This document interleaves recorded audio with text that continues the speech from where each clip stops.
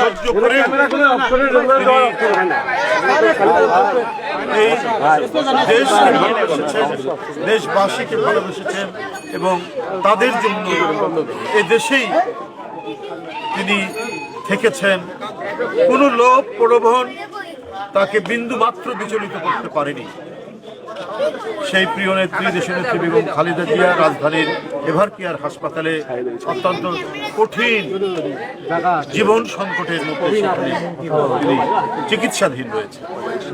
বাংলাদেশ জাতীয়তাবাদী দল বিএনপি সারা দেশে আজ জুম্মা নামাজ শেষে দেশনেত্রীর আরোগ্য, তার সুস্থতা কামনা করার যে কর্মসূচি দেওয়া হয়েছিল, সেই কর্মসূচির অংশ হিসাবে সারা বাংলাদেশের মসজিদে মসজিদে জুম্মা নামাজের শেষে সেই কর্মসূচিতে পালিত হচ্ছে। আমি এই সর্দারপাড়া জামে মসজিদে, কুড়িগ্রাম সর্দারপাড়া জামে মসজিদে এখানে সেই কর্মসূচির অংশ হিসাবে ধন্যবাদ করেছি এবং এখানকার এই মসজিদের শ্রদ্ধেয় ইমাম সাহেব তিনি দেশনেত্রী বেগম খালেদা জিয়ার সুস্থতা কামনায় দোয়া করেছেন।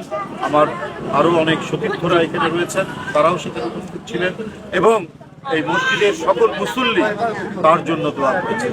আজকে শুধু দেশবাসী নয়, আজকে আন্তর্জাতিক সম্প্রদায় দেশ বিদেশ থেকে দেশনেত্রীর প্রতি যে সমবেদনা, দেশের নেত্রীর প্রতি যে শ্রদ্ধা, দেশনেত্রীকে সুস্থ করার জন্য যে আকুলতা আমরা দেখতে পাচ্ছি, এর কারণই হচ্ছে যে নেতা দেশের মানুষের জন্য, দেশের স্বার্থের জন্য কাজ করেন তাকে মানুষ কখনো করে না।